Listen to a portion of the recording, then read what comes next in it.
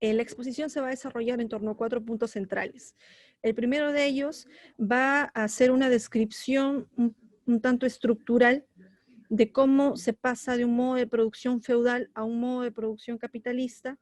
Se va a ubicar el periodo de transición al antiguo régimen. Para poder desarrollar esto, se va a enfatizar en los discursos dominantes que tal vez configuraron la estrategia de control social del feudalismo, para luego radicalizarse en el periodo denominado antiguo régimen, y luego vamos a explicar la estrategia del orden capitalista siguiente. El segundo punto va a analizar lo que es la racionalidad penal moderna. Vamos a hacer una suerte de división, tal vez, de algunos puntos importantes que hay que tener en cuenta para entender esta racionalidad.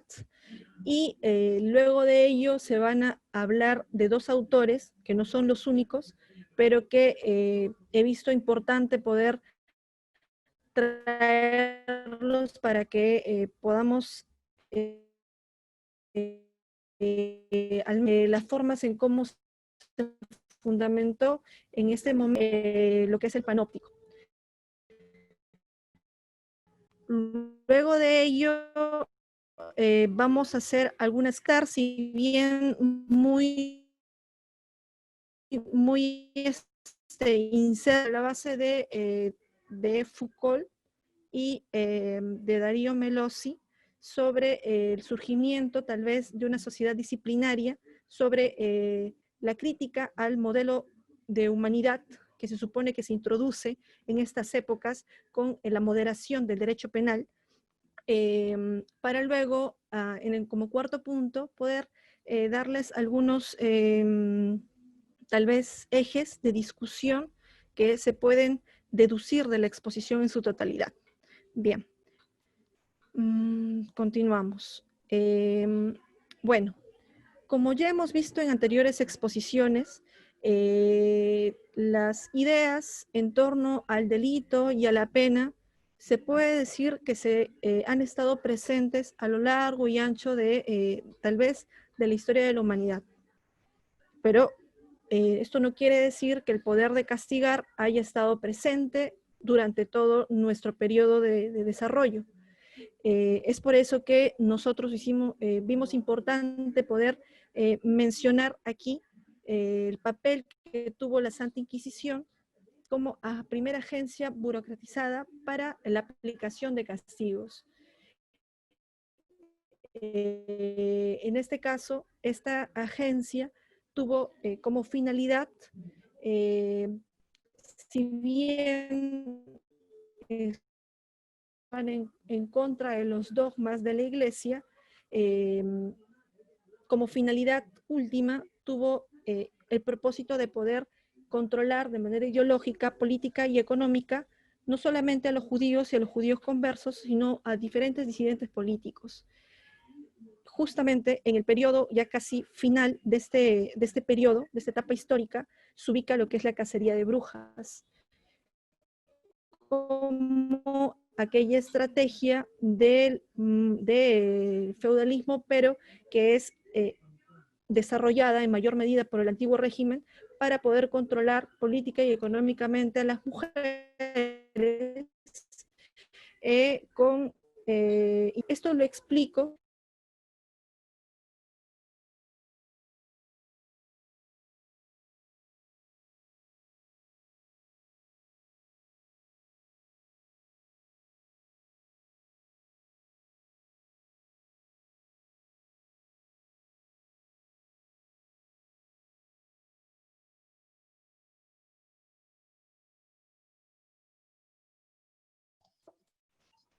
Hola, yo no le escucho. ¿Todo le escucha? No, ha tenido un problema de conexión. A veces sí le pasa. Vamos, vamos a ver que se reconecte. Ya está. Ay, mi internet.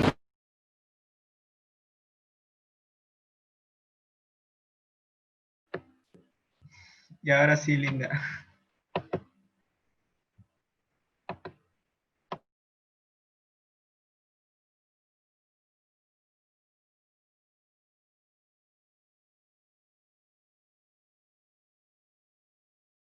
Te falta encender tu micro y para empezar. De nuevo. ¿Sí? ¿Me escuchan ahí? Ahora sí. Ya, gracias.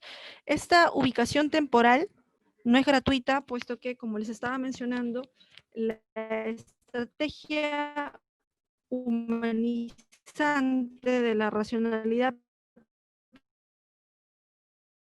penal, tal vez en este momento, sobre todo al control y a las formas de aplicación de castigos, con ejercicio de tortura, suplicios, ay, mi conexión creo que está un poco mal. Acá me dice su conexión internet es inestable. Bueno, justamente a razón de este contexto y de este conjunto de prácticas que se dieron en este periodo y que llegaron tal vez a su auge más, más fuerte, se puede decir que la estrategia del Estado penal moderno ubica como principal fundamento la oposición al antiguo régimen y a la aplicación de las torturas y las penas de muerte que se daban en ese momento. Situación que lamentablemente es bastante reduccionista, puesto que no nos permite ver cuáles fueron las principales, eh, tal vez, eh, ampliar el poder, no el poder de castigar, o sea, no tanto el poder de castigar, sino el poder de control sobre la población, en este caso, sobre un sector de la población. Aquí, en esta etapa, algunos pueden ubicar tal vez desde el siglo XV o siglo XVI el surgimiento de la era moderna. Algunos dicen que el antiguo régimen fue la etapa de transición entre el modo de producción capitalista y el modo de producción feudal. Hay que entenderlo de esta manera, puesto que dentro de las características estructurales de este antiguo régimen se encontraron el proceso de acumulación de capital en pocas manos, es decir, existía un capitalismo incipiente, un capitalismo de corte mercantil que comenzó a acumular en aquellos sujetos denominados burgueses los principales medios de producción que en ese momento estaban saliendo. En este caso, luego de esta situación, o tal vez en correlación a ello, surge lo que fue la privación de los medios de producción de cierto sector. Sabemos que dentro del modo de producción feudal existían los feudos, existía la relación servil. ¿Alguien levantó la mano, dice? No, no sé si hacerle caso a ello. ¿Sí? Fabián, ¿quieres decir algo? A ver. Ah, ya. Bueno, como les estaba diciendo, dentro de las características estructurales del antiguo régimen, tenemos también una migración constante, justamente producto del despojo de los medios de producción, estos siervos que en primera instancia se encontraban en relación con el señor feudal, pero que en segunda tenían relación con el soberano. Justamente cuando comenzó a convulsionar la cabeza del soberano a través de distintas manifestaciones o de distintos actos de violencia, distintos actos de toma de poder, como suele denominar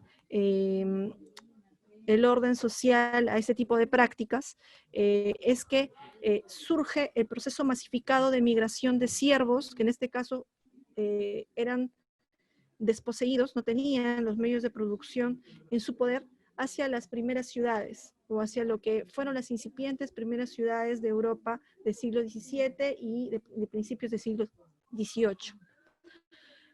Aquí tal vez no lo mencioné, pero sí es importante decir que aquellos siervos que en este periodo fueron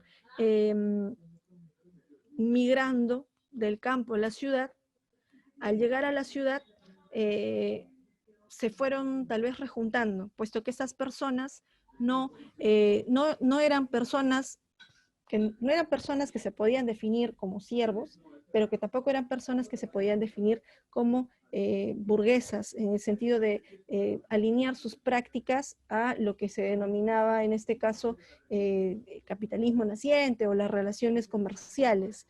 Entonces, justamente entre esta intersección es donde se ubica la gran mayoría de población. Durante este periodo algunos autores suelen denominar a esta población como marginal, el surgimiento de las clases marginales. Aquí se ubican a los delincuentes, se ubican a los vagabundos, se ubican a distintas personas que no pertenecían a un lado ni a otro. Justamente durante este proceso, como les había mencionado, aparte de que existe el proceso masificado de migración del campo a la ciudad, también existen diversos actos de toma de poder.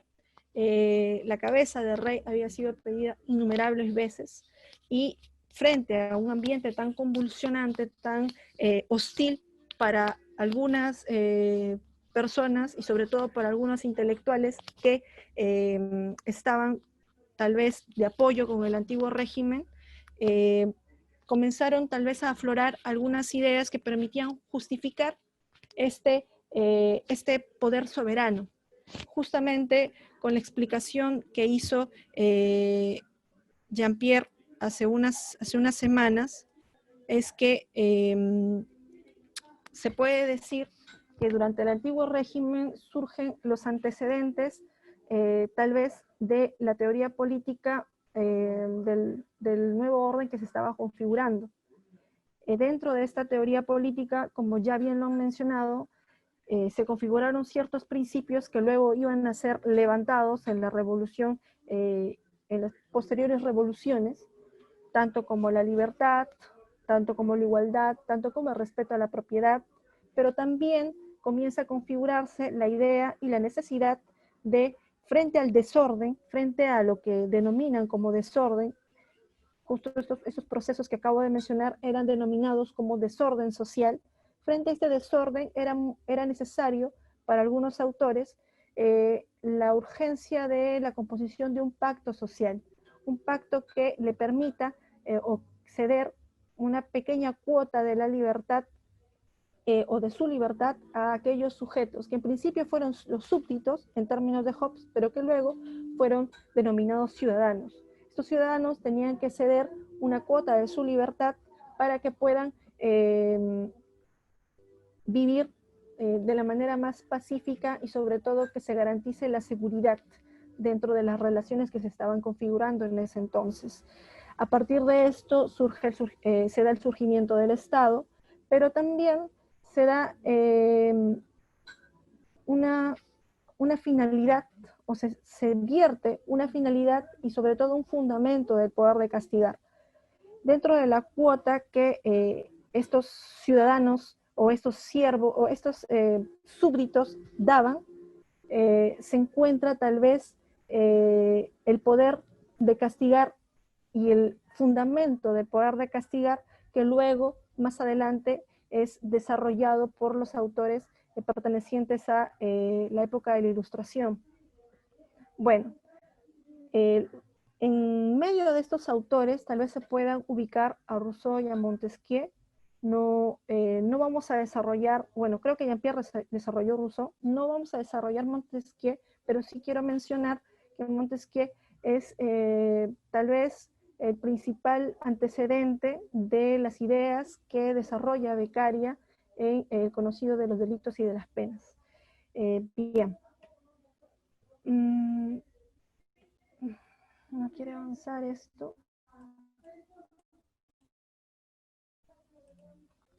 Ahí está.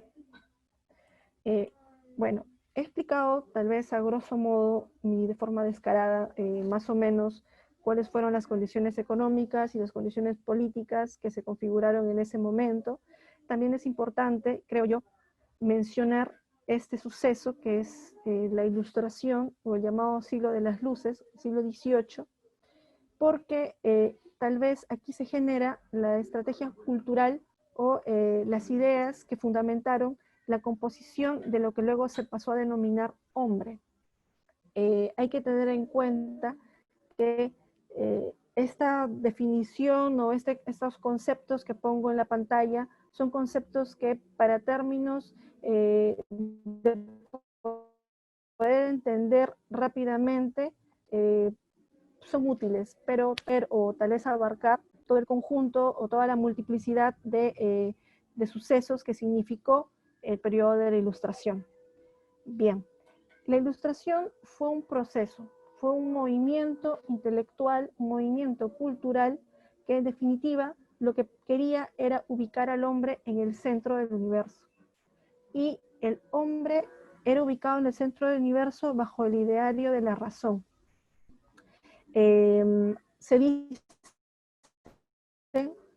que en este periodo se produce una madurez de la razón del ser humano y que por tanto ya era autónoma e independiente para poder desarrollarse y poder crear conocimiento, poder crear artes, poder crear cultura de manera lejana, tal vez haciendo un punto de quiebre con lo que fue el antiguo régimen y el modo de producción feudal en general. Justamente a partir de esta, tal vez de esta situación cultural, es que luego se va arrastrando ese conjunto de ideas en lo que surge después. Otra idea importante dentro de este periodo es decir que el hombre alcanza su superación y progreso mediante la razón. Otro punto importante tal vez es que lo que se hace es tratar de separar el discurso divino del discurso racional que está produciendo el hombre en ese momento. Hay que tener en cuenta también que dentro de este conjunto de sucesos también se da un desarrollo bastante fuerte de lo que son las ciencias naturales. ¿Por qué menciono el desarrollo de las ciencias naturales? Porque más adelante vamos a hablar del desarrollo de las ciencias sociales y las ciencias humanas a propósito de el surgimiento de la institución de la sociedad disciplinar. Pero el surgimiento de estas ciencias humanas y ciencias sociales tiene un sesgo de querer parecerse a las ciencias naturales. Y es justamente porque tiene como fundamento el mito de la racionalidad producida en Ilustración, que trata tal vez de traer esa idea y poder expandirla en lo que se puede denominar tal vez el punto de culminación y el punto de empiezo de la estrategia o del modo de producción o de la estrategia de control social del modo de producción capitalista. Bien. Bueno, luego de hacer esta pequeña síntesis, vamos a ver la segunda parte de la exposición, que tiene que ver con entender las cuestiones que son fundamentales dentro del periodo de la Ilustración y su relación con el poder de castigar. Bueno, para ello me voy a valer de aquí de unas anotaciones que tengo. Bien. Dentro de este periodo se produce lo que se denomina, bueno, disculpen por ser tan redundante a veces, la racionalidad penal o el estado penal. Antes de ello, no quiere decir que antes de ello no existía delito, no existía una pena, sino que no se había hecho un ejercicio de separación entre lo que era el pecado del delito, tampoco se había hecho un ejercicio de separación entre lo que era un ilícito civil, un ilícito penal, y tampoco se habían otorgado definiciones distintas sobre el delito, distintas a lo que era el pecado, y también desvinculadas tal vez con el origen religioso. Es justamente por esa situación que algunos autores denominan este periodo como un periodo fundamental para entender el surgimiento del delito y el nacimiento del delito como un ente que sea posible estudiar. Antes de ello, el delito como objeto de estudio no existía. El delito era una práctica recurrente, una práctica que se daba, que era muy relacionada con el pecado, pero el delito no era propiamente estudiado en separación con el pecado. Entonces, justamente en este periodo surge el proceso de ontologización del delito. Para poder fundamentar tal vez esta premisa es que, como ya lo había mencionado, se produce, por ejemplo, en el delito en el texto de Beccaria, una separación entre delito y pena. Otro punto tiene que ver con la separación entre un ilícito penal y un ilícito civil, lo cual tiene que ver con la teoría política que se había desarrollado. En este caso, la idea de pacto social fundamenta la separación entre algunas leyes de corte público, que en este caso tenían que defender la seguridad, que fueron luego denominadas leyes penales, que surgían a partir de ilícitos penales, y leyes de corte privado que tenían que defender algunos conflictos que no tenían que ver con la seguridad, sino eran conflictos propios de particulares. Justamente aquí es donde surge el periodo de división entre el ilícito civil y el ilícito penal, que también se encuentra en el texto de Beccaria, pero que es más desarrollado en el texto de Jeremy Bentham. Luego se tiene una definición sustancialista de lo que era el delito. ¿Por qué definición sustancialista? Como había mencionado, el delito anteriormente no había sido definido por los autores, por algunos autores, y justamente dentro de este periodo se puede ubicar tal vez, si nos centramos solamente en Beccaria y en Bentham, que el delito tiene una definición establecida. Por ejemplo, para Beccaria el delito era conocido como el grave daño causado a la nación.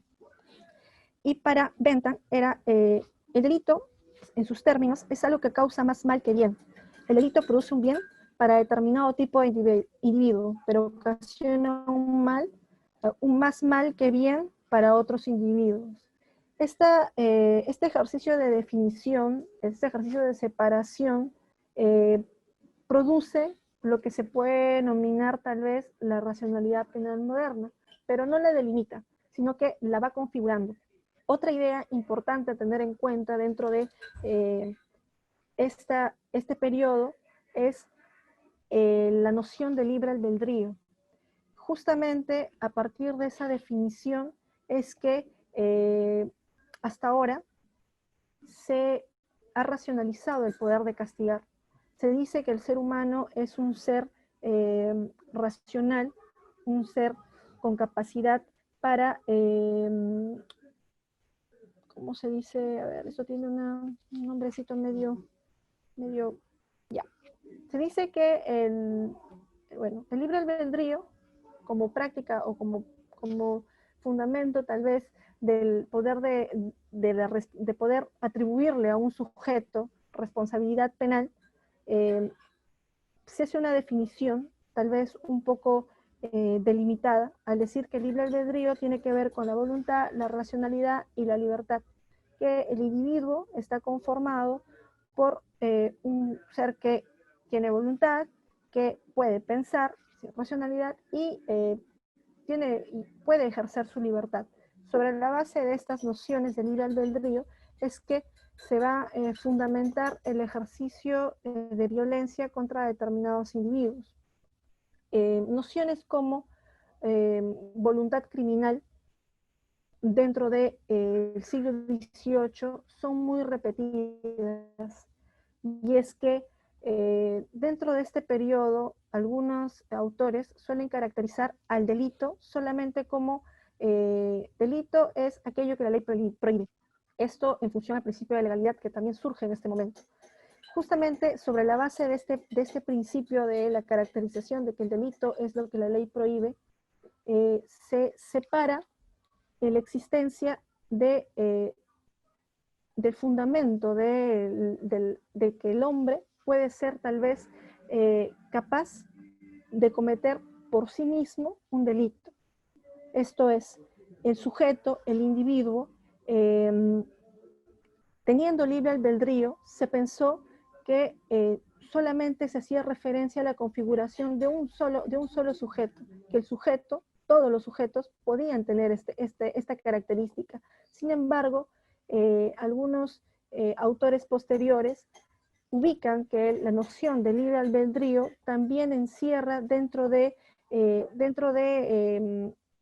su fundamento una propia noción de un tipo de hombre, un tipo de sujeto, puesto que características como voluntad, racionalidad y libertad eran propias de quienes se encontraban tal vez en ese momento apropiándose de los medios de producción para que luego puedan desarrollar sus revoluciones y expandirse a Latinoamérica. Justamente esta noción, tal vez dentro de este periodo, es importante resaltar, puesto que se define a este concepto como bastante abstracto, pero no es abstracto. El ser humano no puede ser encasillado dentro de esas características, pero para ese momento tal vez resultó funcional al discurso que se estaba encasillando o configurando. Bien. Luego vamos a tal vez mencionar ya algunas particularidades que tiene la racionalidad penal moderna. Bueno, las dos características anteriores forman parte de esta noción o de este concepto. Sin embargo, es necesario resaltar que la noción de racionalidad penal moderna tiene que ver más con una tendencia o una forma de concebir el delito. En términos de Pires, la racionalidad penal moderna tiene que ver con un sistema que tiene tendencia a naturalizar el delito, pero sobre todo a hacer necesaria la relación entre delito y pena. Es decir, al haberse configurado dentro de una teoría política, dentro de la existencia de un pacto social y de súbditos que tienen que sujetarse a este pacto social para poder convivir de forma pacífica, también se fundamentó en la existencia de un poder de castigar, la existencia de un delito y la existencia de una pena. Justamente a raíz de toda esta configuración sociopolítica, se generó una configuración sociojurídica del poder de castigar y se naturalizó esta idea. Ahora, en sus términos, este sistema de pensamiento se caracteriza, entre otras cosas, por la tendencia de presentar al derecho penal como un sistema de regulación tan autosuficiente, tan diferenciado y cerrado sobre sí mismo, que sería por principio opuesto a los otros sistemas de regulación social y jurídica. A este sistema se denominó justamente racionalidad penal moderna. Es decir, si bien este concepto tiene que ver con el surgimiento de el delito como ente que es posible investigar, o que es posible estudiar y que es posible generar o ser posible de prácticas por parte de algunos individuos. También se habló de la existencia de un sujeto y de la noción de libre albedrío como un sujeto particular y propio de determinado país y determinado contexto. La racionalidad penal moderna también quiere decir que a partir de esta idea, el surgimiento del derecho penal y tal vez la consolidación, creo yo, del derecho penal se da a raíz de la naturalización de estas ideas que ya venían desarrollándose en el siglo XVII, en el siglo XVIII, a principios del siglo XVIII, pero que adquieren centralidad y tal vez se cierran como un sistema en este periodo. Bueno, la racionalidad penal moderna tiene, entre otras características, el hecho de, justamente, como les había mencionado, haber retomado las teorías de la pena anteriores, que en este periodo son ciertamente consolidadas y suscritas de forma funcional al discurso que estaba surgiendo en ese momento. En este caso, tenemos a la teoría utilitarista de la disuasión, aquella que pretendía una corrección moral mediante el castigo, pero también mediante la disciplina. Y la teoría retributiva, que tenía que ver con, con lo que Kant decía que era a toda pena le corresponde una sanción, en este caso la finalidad de neutralizar al individuo. Bueno, dentro de este esquema, Pires, que es el autor que había sugerido para poder revisar, se desarrolla tres ejes. Bueno, se desarrollan tres ejes. En este caso está el utilitarismo penal clásico con Beccaria y con Bentham, pero también con otros autores que en este momento no podemos mencionar. Está el retribucionismo penal clásico con Kant, con Hegel, que creo que son los autores que cuando hacemos nuestro curso de Derecho Penal, parte general, se nos menciona bastante. Y luego está el utilitarismo penal positivista, con lo que explicó Fabián la sesión pasada, que tiene que ver con Lombroso y con Ferri. Bien. Bueno, luego de ello vamos a pasar ahora a tal vez las ideas de estos dos autores. En este caso nos ubicamos a Cesare Bonesana, marqués de Beccaria, autor del libro de los delitos y de las penas. Hay que tener tal vez en cuenta algunas cosas propias del contexto particular de esta persona. Este texto él lo escribe cuando tenía 25, 26 años, y algunos se preguntará cómo una persona de 25, 26 años fue capaz de construir un sistema tan consolidado que ha sido tal vez ejecutado por las diversas legislaciones antes y ahora, y ha sido materia de fundamento de diversos autores, sobre todo autores muy ligados a la cuestión jurídica de derecho penal de contención. Cesare Bonesana, marqués de Beccaria, era una persona que había surgido en el ambiente italiano, del ambiente de la ilustración italiana, y que había estado siempre muy ligado a aquellos autores que se encontraban tal vez en la ilustración francesa. Justamente Beccaria viaja a Francia un periodo, a propósito creo que de la invitación de los hermanos Berry, con quien tenía una amistad. Esta persona viaja, se empapa de las ideas que estaban surgiendo en ese momento, sobre todo las ideas que cuestionaban el poder de castigar del antiguo régimen. Aparte de ello, también tenía un conocimiento bastante pormenorizado de la teoría política que ya era conocida en ese momento, como Hobbes, como Rousseau, como Locke. Entonces, justamente a partir de esas ideas, y sobre todo teniendo mucha influencia de Montesquieu, es que escribe este texto. Este texto puede ser definido como la síntesis de lo que se denomina derecho penal de corte liberal o derecho penal moderno, puesto que aquí se trata de aterrizar la noción sociopolítica del Estado y del pacto social con las ideas del poder de castigar, con el fundamento del derecho penal de castigar y la finalidad de una pena. Bien, Beccaria, dentro de su texto, parte del presupuesto bastante hobbesiano de la existencia de un estado de naturaleza. Y justamente a propósito de la existencia de ese estado de naturaleza y con la finalidad de poder salvaguardar la seguridad de cada uno de los individuos, ve como crucial e importante que pueda darse un pacto social. Este pacto social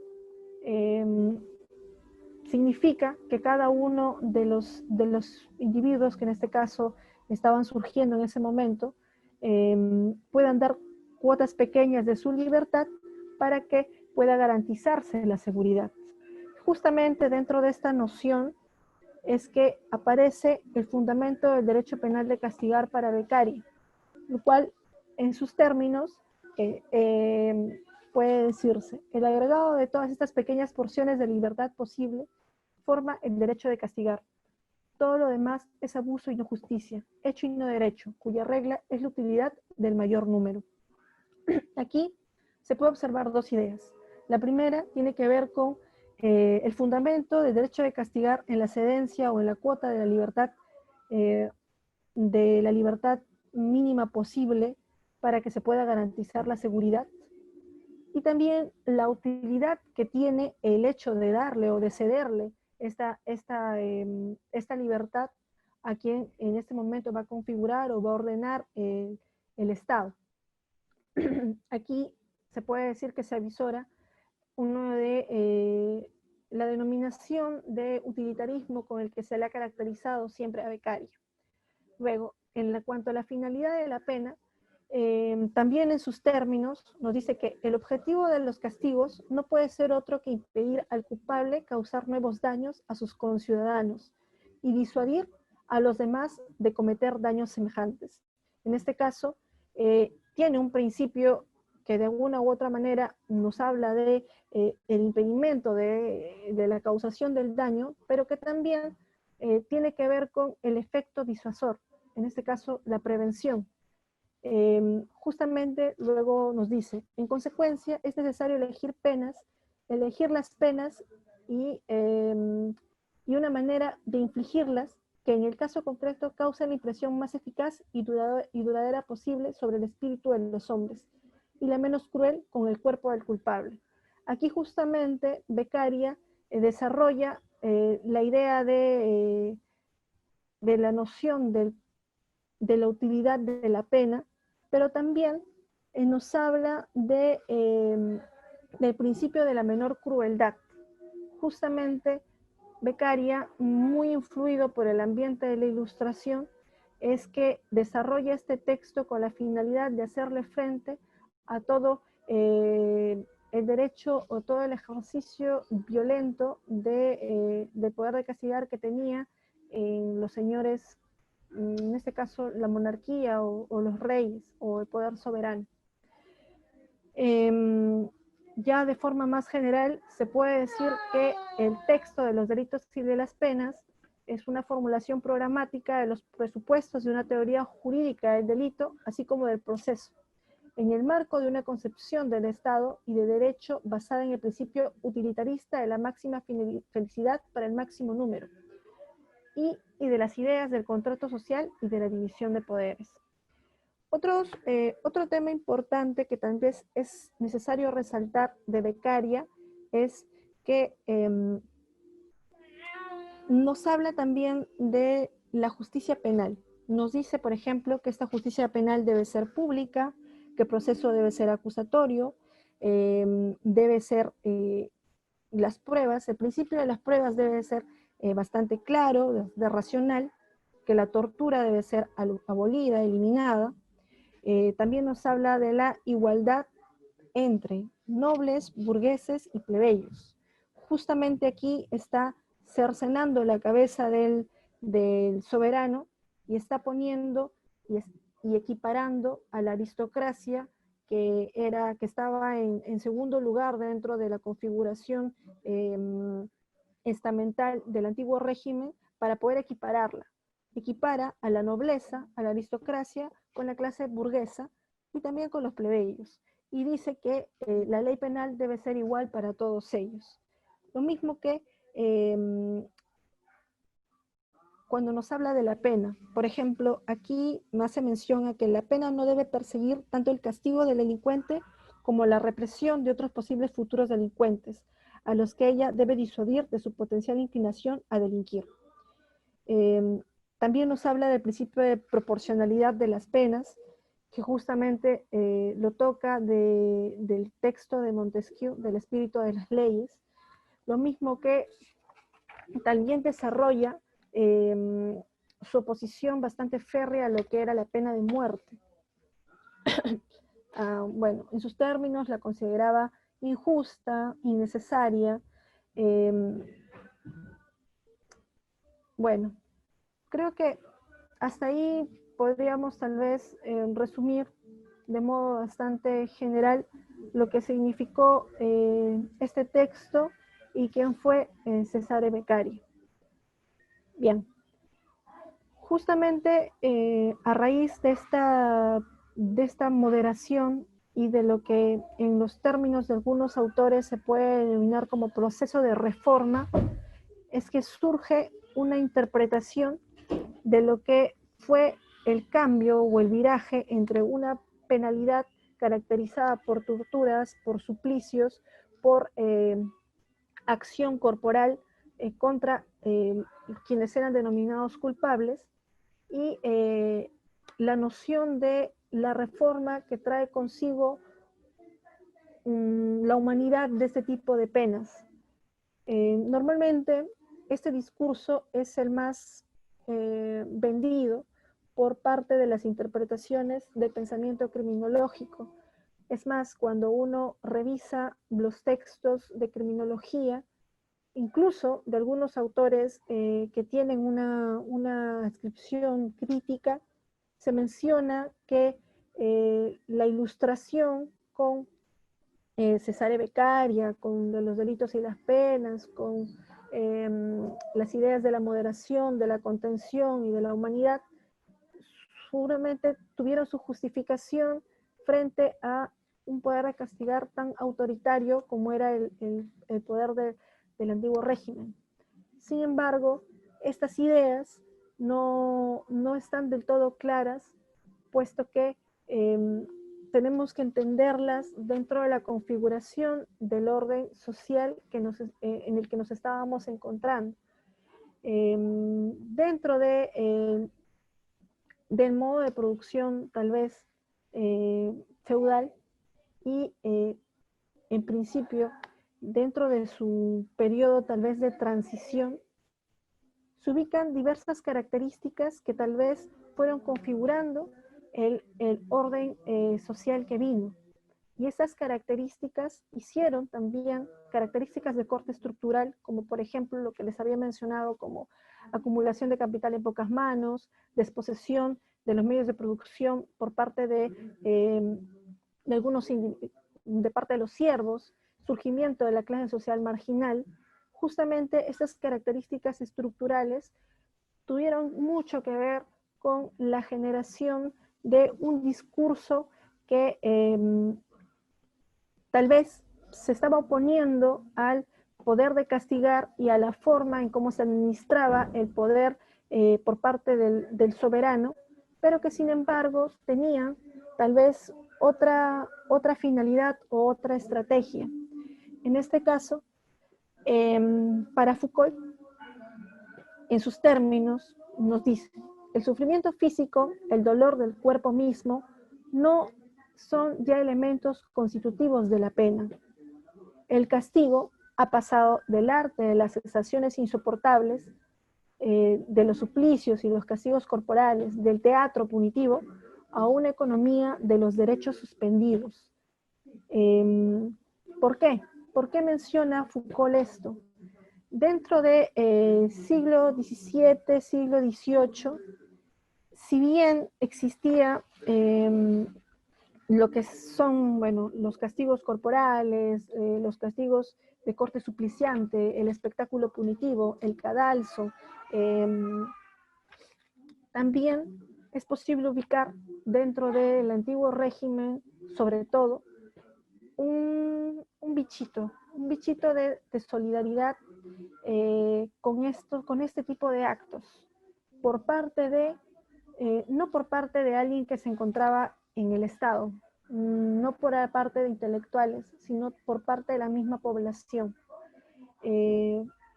Michel Foucault, en su texto Vigilar y Castigar, nos menciona que si bien existía esos castigos y estas penas corporales que se aplicaban en representación del poder soberano, también durante este periodo tal vez el periodo de transición dentro de estos modos de producción, se ubica varios sucesos que pretendían tal vez instaurar el sentimiento de solidaridad con aquellos individuos que el antiguo régimen había etiquetado como criminales.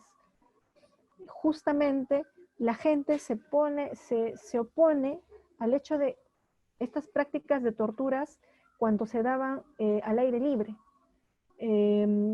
Si vemos o recordamos alguna película de este siglo, cuando comienzan a aplicar castigos, normalmente las personas se ponen al costado, bueno, hacen una ronda, comienzan a tirar, a gritar, a tirar tomates, huevo, a decir que se le cuelgue, que se le corte la mano, que se le atenace la piel, etc.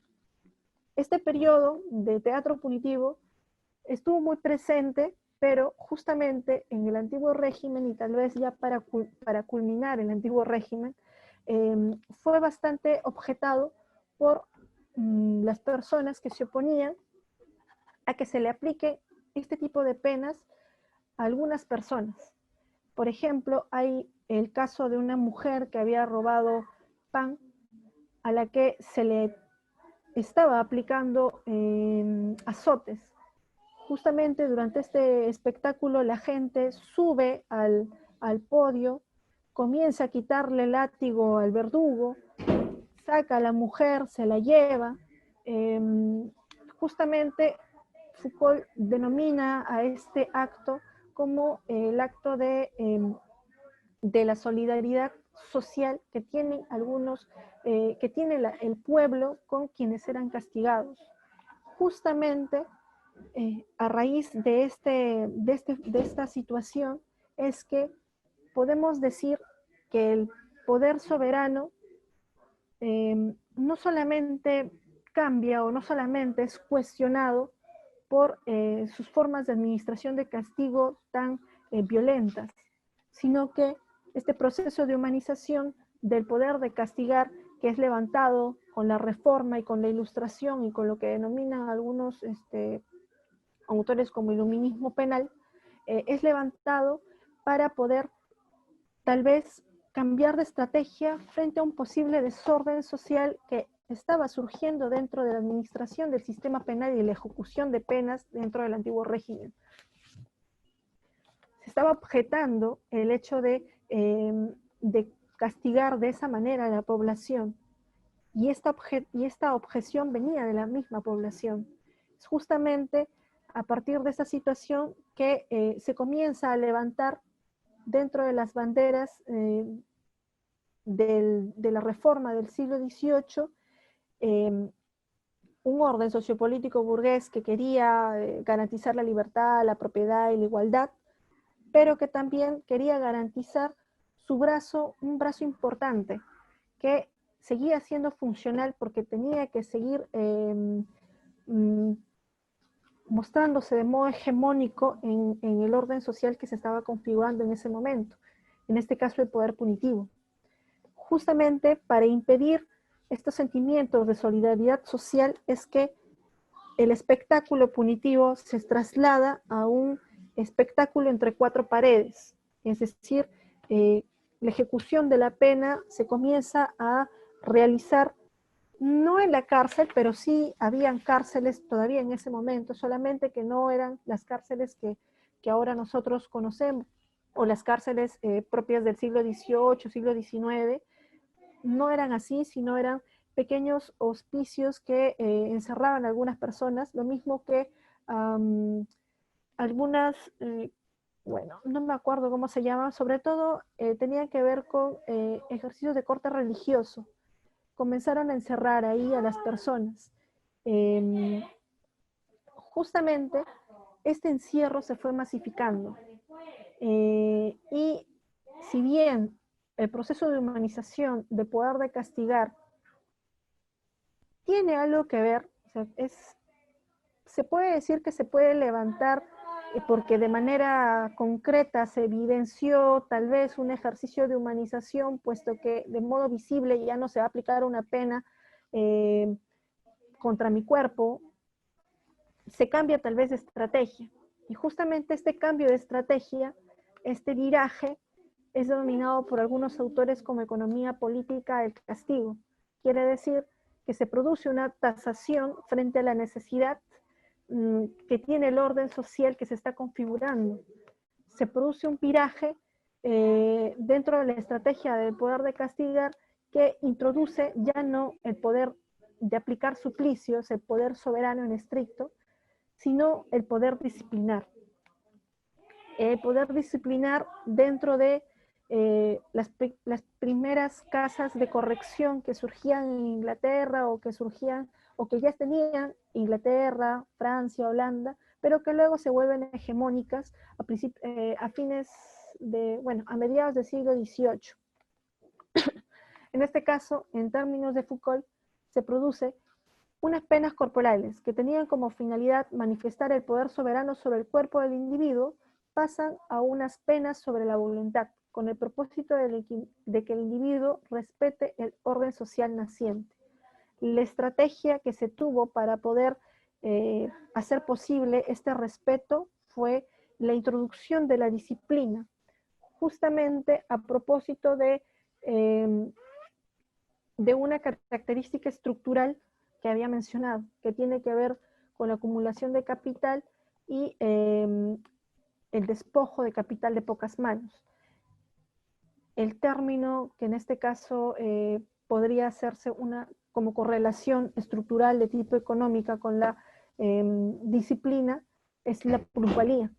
Justamente la disciplina como principio rector que permite modificar las conductas, modificar el pensamiento, modificar la forma de hacer las cosas con un fin particular de eficiencia, se unió al proceso estructural de acumulación y de generación de plusvalía que surgía en el capitalismo. Justamente la principal crítica que se elabora contra este proceso de reforma es el hecho de que no ha sido un proceso de reforma, sino simplemente un cambio de estrategia dentro del poder de castigar.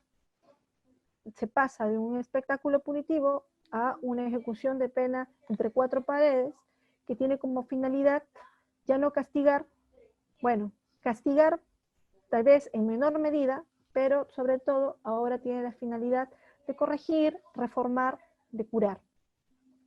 Esa es una de las principales críticas que se realiza a la racionalidad penal moderna y al levantamiento de la racionalidad penal moderna del principio de humanización propia de las ideas que habían traído o que había recogido de la Ilustración.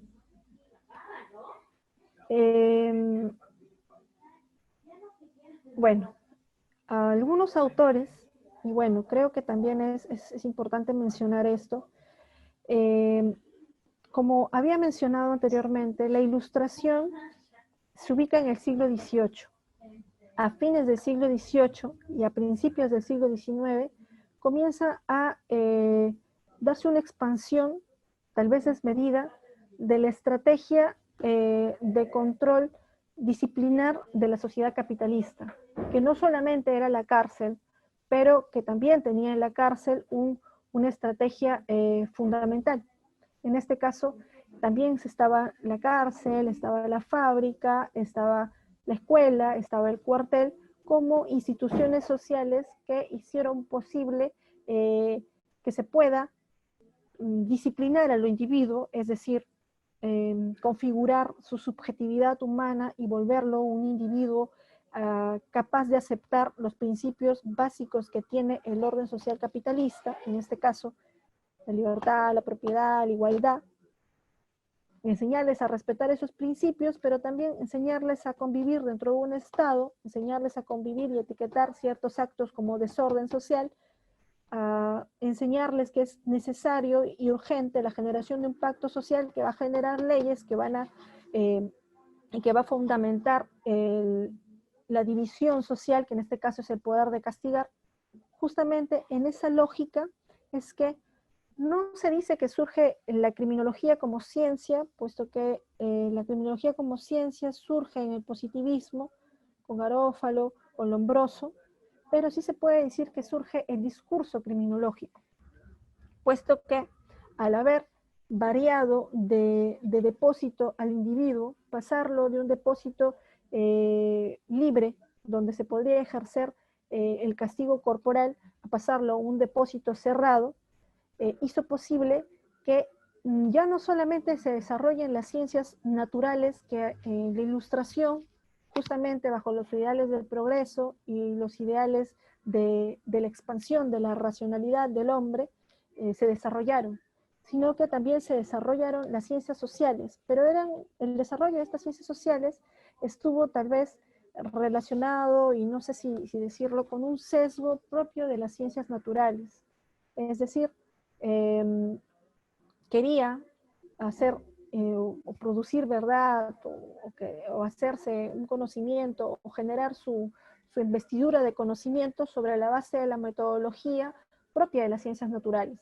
Y para que se pueda hacer ello, necesitaba ciertos lugares donde poder estudiar ahora al individuo, porque tenemos que tener en cuenta que las ciencias humanas y las ciencias sociales no estudian pues la naturaleza, ¿no?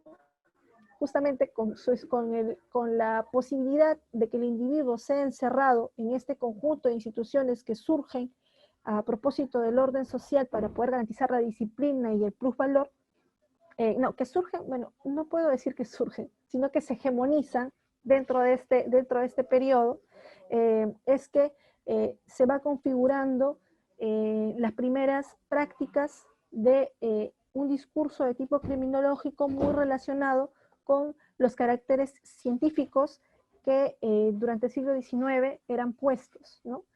Justamente a partir de estas situaciones, de este viraje, es que al juez le comienzan a acompañar educadores, antropólogos, criminólogos, que no se llamaban criminólogos, pero que hacían el oficio de criminólogos porque estudiaban al sujeto que ahora estaba siendo encerrado en la cárcel. Bien. Como les estaba mencionando, dentro del modo de producción capitalista y como posibilidad estructural y subjetiva, se desarrolla lo que es la disciplina. En este caso, la sociedad disciplinar es un término dicho o acuñado por Michel Foucault, el cual nos dice que justamente la posibilidad de que se pueda radicalizar y que pueda tal vez tener un control mucho más expansivo y salvaje el capitalismo, y que pueda elaborar sobre todo sujetos de tipo capital, es decir, sujetos racionales, sujetos que tengan una moral ascética, de respeto, de dejar las ideas de suntuosidad propias del antiguo régimen para ser personas dedicadas al trabajo, es que las instituciones sociales se hegemonizan para poder formar este nuevo hombre. Aquí entra, sobre todo dentro de estos lugares, entran los desposeídos de tierras, entran los marginales, entran, bueno, los jóvenes, entran el ejército de contingencia que vendría a ser el incipiente poder policial, los militares. Aquí, dentro de estas tal vez 4 instituciones, se va generando lo que es un individuo propio del sistema capitalista. Bien. Otra idea importante que creo que ya se puede desarrollar en la siguiente diapositiva tiene que ver con el panoptismo. El panoptismo es el principio de la sociedad disciplinar. Es un principio que tiene dos variantes. Primero, una vigilancia total, sin que sea posible que tú te des cuenta que te están vigilando, y el principio de separación. Tú no ves, tú puedes estar con muchas personas en un mismo lugar, pero no las ves y ellas no te ven. Y te sientes vigilado. Sobre todo el panoptismo no no tiene que ver mucho con la sensación de vigilancia cuando yo miro a alguien, sino con la sensación interna y subjetiva de sentirse vigilado todo el tiempo. Este principio o esta razón de ser del panoptismo fue introducida por Jeremías Bentham en su texto, que en este caso yo lo encontré como compendio de los tratados de legislación civil y penal. Jeremías Bentham, o Jeremy Bentham, al igual que Beccaria, pero a diferencia de Beccaria, contribuyó a poder racionalizar el discurso disciplinar dentro del orden que se estaba configurando en ese momento con la estrategia panóptica. Él trata de ubicar dentro de lo que estaba surgiendo en ese momento una herramienta que posibilite un control tal vez, un control tal vez moral, pero también disciplinar del individuo. Es justamente a propósito de esta situación es que el discurso del panóptico o la idea introducida por el panóptico para primero regular la cárcel, pero que puede ser útil tanto para regular la fábrica como para regular la escuela, como para regular los cuarteles, es que este principio se expandió. Jeremías Bentham envió su proyecto o su propuesta de panóptico a Francia y bueno, también este proyecto fue aceptado en Inglaterra, en su lugar de origen. Bien, algunos autores, por ejemplo Zaffaroni, no ubican a Jeremías Bentham tal vez como un utilitarista total, sino que también quieren decir que dentro de Bentham se encontraban principios propios del positivismo. Incluso aquí menciona algunas características que pueden hacer a Bentham positivista. En este caso es el culto al hecho, la negación de la metafísica, la racionalidad entendida como utilidad para producir placer y evitar el dolor, la utilidad pública entendida como la suma de las felicidades individuales. Justamente es posible afirmar que si bien Bentham se puede circunscribir dentro de la tradición utilitarista, también es posible afirmar que dentro de sus ideas y dentro de sobre todo su estrategia para poder disciplinar individuos, panóptico, hay una impronta bastante fuerte de lo que fue el positivismo, al querer en principio controlar al individuo dentro de lugares de encierro que posibiliten su rol dentro del proceso de composición de objetos de estudio para las nacientes ciencias sociales o ciencias médicas. Bueno, las ciencias sociales que en ese momento eran dominadas por las ciencias médicas. Bien. Pude revisar su texto. No revisé todo porque es un texto muy amplio. Revisé algunas cositas pequeñas que tal vez puedan hacernos pensar un poquito a este autor. Como sabemos, Jeremías Bentham es el padre del utilitarismo. No sé si podría denominarlo de esa forma, no he podido encontrar textos que complejicen un poco esta afirmación.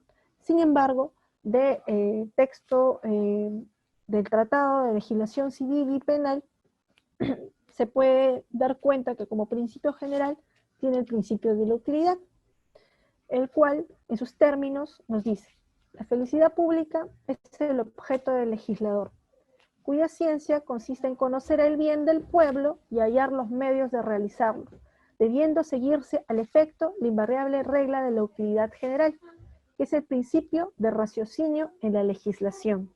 Todas estas ideas de utilidad para el máximo mayor de personas, utilidad general para el máximo número de personas, con la finalidad de generar felicidad, fue introducido en las legislaciones inglesas, justamente con las ideas, o a propósito de las ideas y del movimiento que generó Bentham en esos años.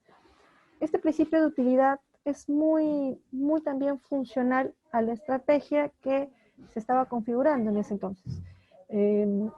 La necesidad de eficiencia para poder arrancar la máxima utilidad posible de la mano de obra que en ese momento se encontraba ubicada entre los siervos desposeídos y los marginales, fue muy importante para que pueda fundamentarse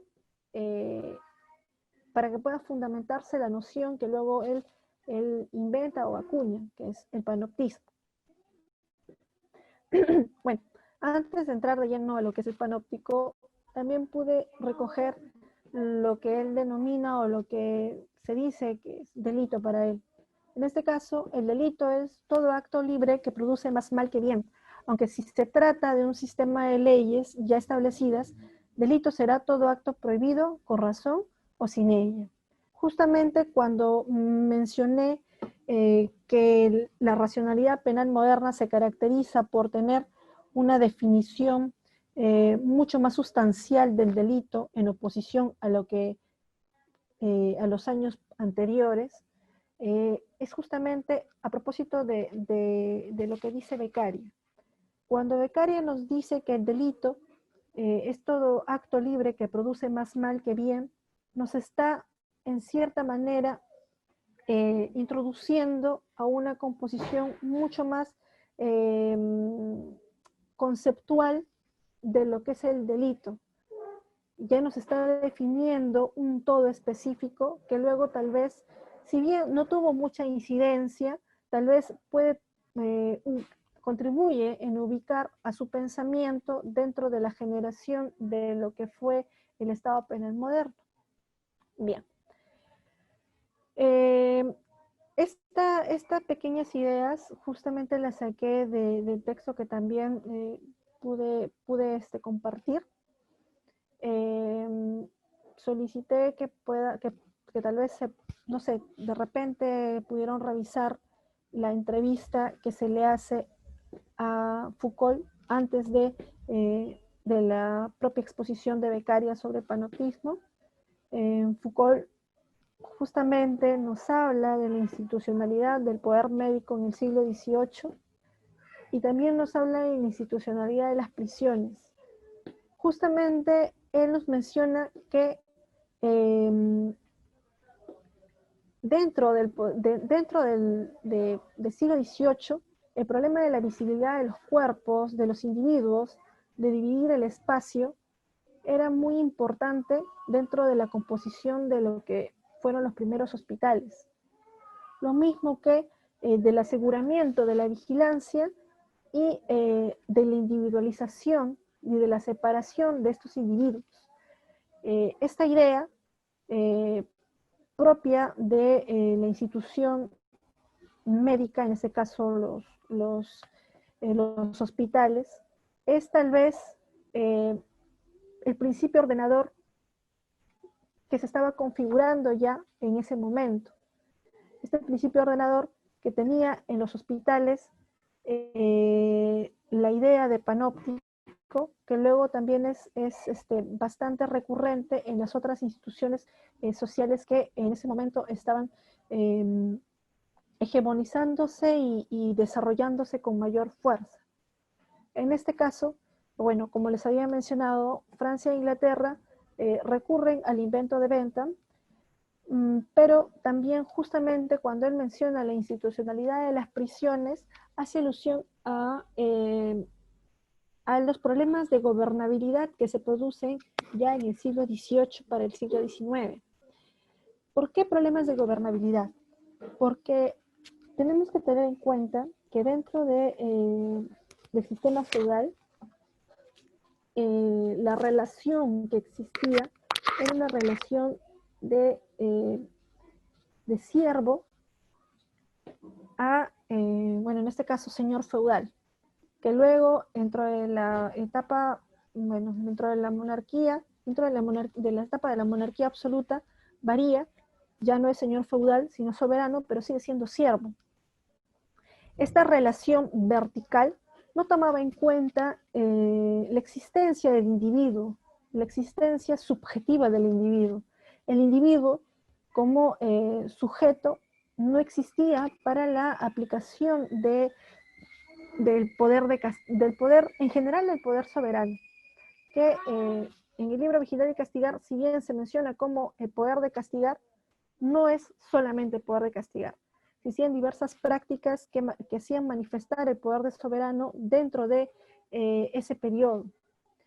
Justamente el problema del poder de soberanía cierra su círculo, este problema cierra su círculo al instaurarse el orden social capitalista, puesto que ya no se va a controlar a una masa abigarrada de personas que no tienen existencia, porque no se les ha entendido de manera subjetiva, sino que ahora se va a pasar a controlar a un conjunto de individuos, que en este caso son ciudadanos, y que van a reclamar la existencia de un Estado que tenga que garantizar la paz y la seguridad por medio de distintas políticas, en este caso políticas de corte social. Justamente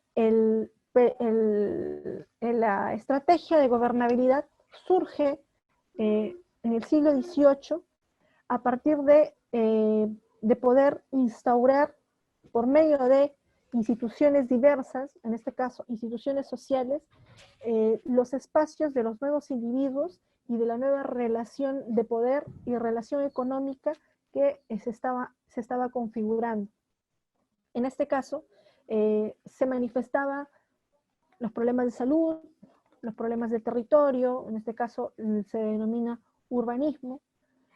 Estos problemas de territorio, estos problemas de salud, estos problemas propios de la irrupción del siervo que se vuelve obrero y que pasa a una fábrica, en este caso a un taller y luego a una fábrica, de este sujeto marginal que pasa de un ambiente excluyente a 4 paredes dentro de una cárcel, justamente con el propósito de poder gobernar mejor este conjunto de instituciones, es que la idea de el panóptico y el principio que introduce el panoptismo fue muy importante y fue bastante funcional para su desarrollo y posterior hegemonía.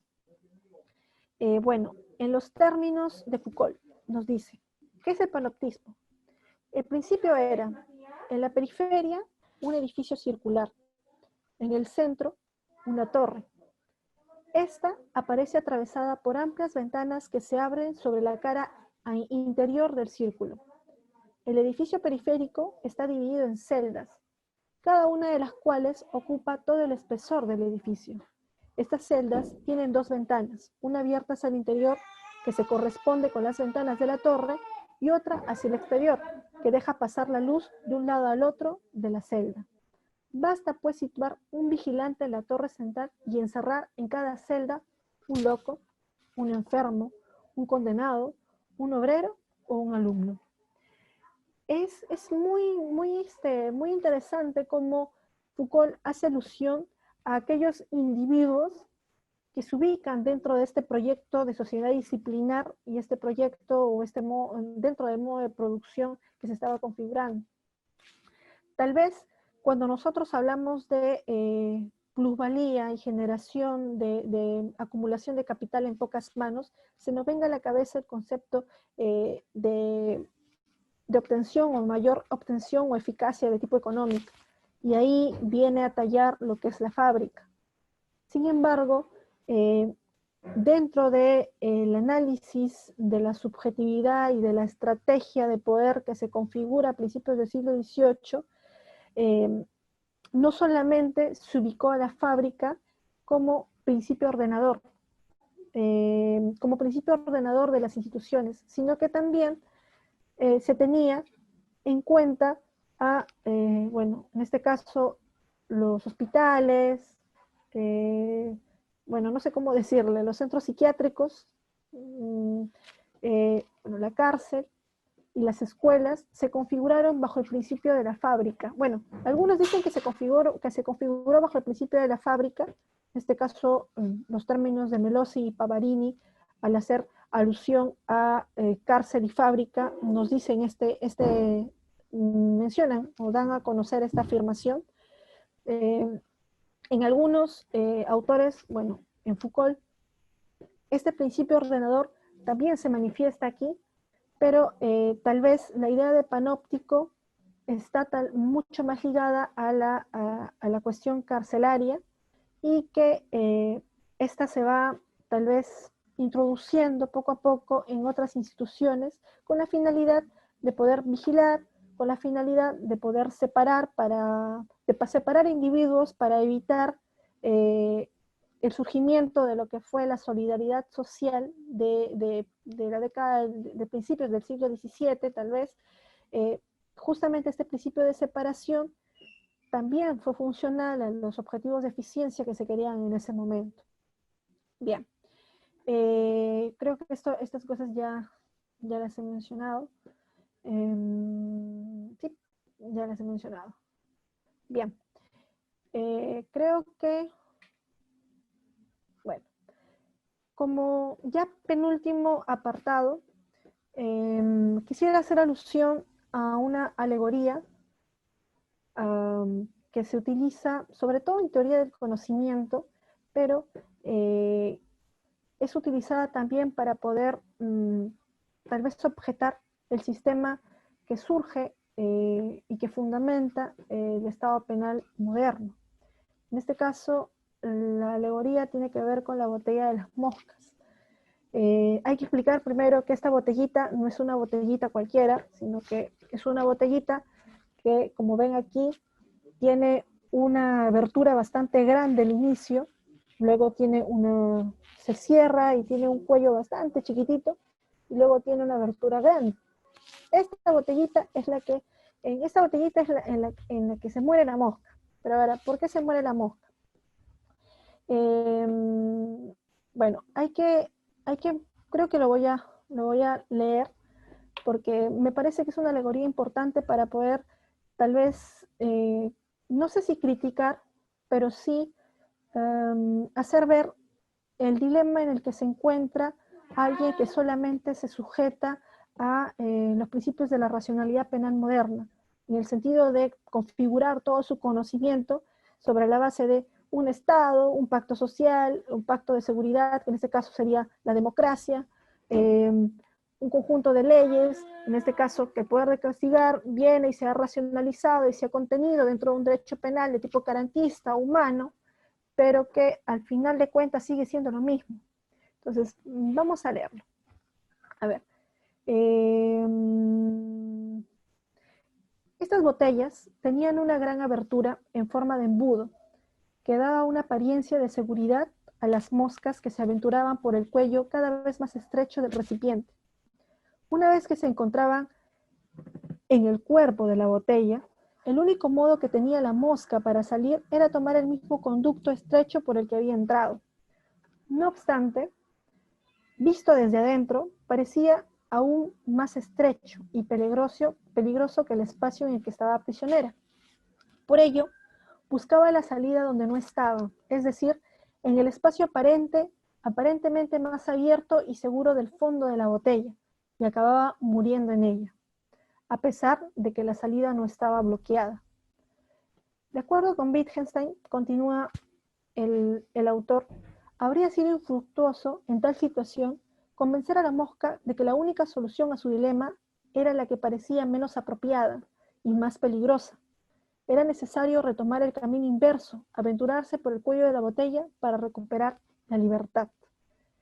Este texto lo menciona Pires, justamente en el texto que mandé a leer sobre racionalidad penal moderna y becaria, cuando en su intento de comprender la racionalidad de la violencia por parte del poder de castigar, muchos dogmáticos penales o muchas personas que se dedican al ejercicio jurídico tratan de moverse y tratan de buscar cualquier solución frente a los problemas que ha tenido su sistema, pero no salen del sistema, siguen estando ahí, no permiten no permiten que se rompa las circunstancias, bueno, la teoría política que viene de atrás, que en este caso es que tiene que existir un Estado sí o sí, y que el Estado nos va a garantizar la paz o la seguridad, en este caso,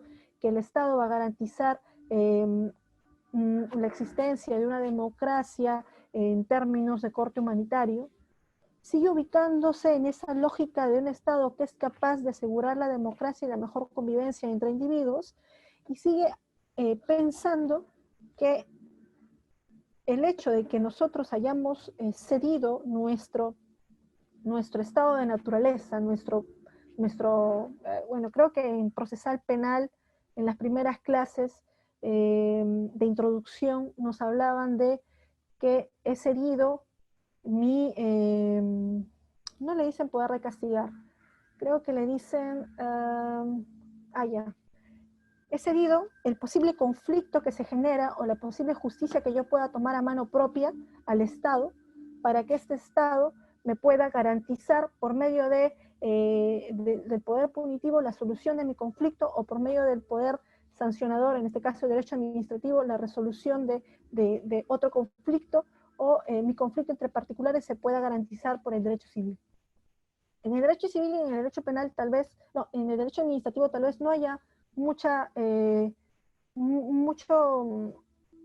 te dicen, muchas preguntas, pero el problema está en seguir sosteniendo que esta aseveración de que yo haya cedido mi justicia por propia mano al pacto social y a la convivencia pacífica en democracia, se puede ubicar tal vez el hecho de que el poder de castigar, el hecho de racionalizar la violencia que ejerce el poder de castigar.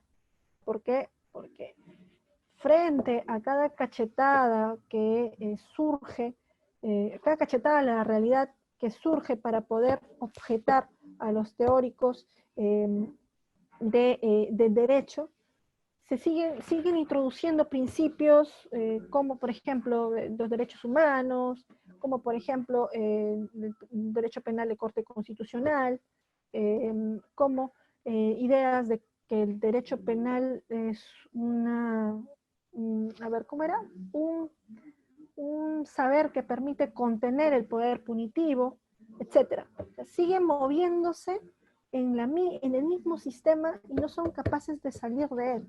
No son capaces de objetar la existencia de un poder punitivo, no son capaces de objetar la existencia de un Estado que en sus términos te asegura la paz y la convivencia, porque tú has sido un sujeto libre que ha cedido de manera libre e igual tu voluntad. Sabemos que esos principios son irrisorios fueron irrisorios en la Europa del siglo XVIII, cuando el gran contingente de personas que habían sido desposeídas eran los siervos. Ahí era irrisorio. Aquí ya no sé qué denominarle, porque nosotros, encontrándonos en el sur global, encontrándonos en América Latina, habiendo sido producto de la colonización y del racismo tras racismo y neocolonialismos y bla, bla, bla, bla, bla, seguimos tal vez en esa burbuja de querer seguir sosteniendo la posibilidad de una lógica no sé, de violencia que puede ser tasada, que puede ser aplicada de forma humana sobre determinados individuos. Y seguimos en lo mismo. La cuestión estructural, cuando teníamos siervos y teníamos marginales que habían surgido del proyecto de sociedad disciplinar en el siglo XVIII, siguen estando presentes ahora. El carácter excluyente, el carácter tal vez la finalidad de desigualdad social que tiene el poder punitivo sigue estando vigente, y la desigualdad sigue estando ubicada sobre ciertos individuos. En este caso somos nosotros los que hemos y seguimos siendo víctimas de esto, pero somos incapaces de cuestionarlo. Creemos que introduciendo principios de proporcionalidad bien elaborados, como tal vez no como tal vez, porque creo que becaria para algunos autores, si bien constituyó una síntesis de las ideas que ya se estaban condimentando en ese momento, tampoco es que haya hecho algo tan elaborado. Me refiero a otras teorías que siempre han querido fundamentar sobre la base de este esqueleto, de estas murallas, y no han sido capaces de salir de él. Justamente por eso es que Pires hace alusión a esta teoría para poder entender sobre qué se sigue moviendo aquel que sigue pensando que el poder punitivo, yo no solamente hablaría del poder punitivo, como les dije, tenemos que hablar del orden sociopolítico en su conjunto y del orden económico en su conjunto, que se siguen ubicando ahí y no quieren salir. Bien, por último, creo que ya me estaba adelantando, algunos puntos a discutir que creo que había tal vez sacado, entiendo que ustedes seguro van a tener más puntos, es cuestionar el poder punitivo, entenderlo como un brazo principal de la desigualdad social, al justificar la división, al querer normalizar el binomio dentro de la sociedad, la existencia de sujetos que son de determinada manera, y como tú no eres así, entonces eres del otro bando.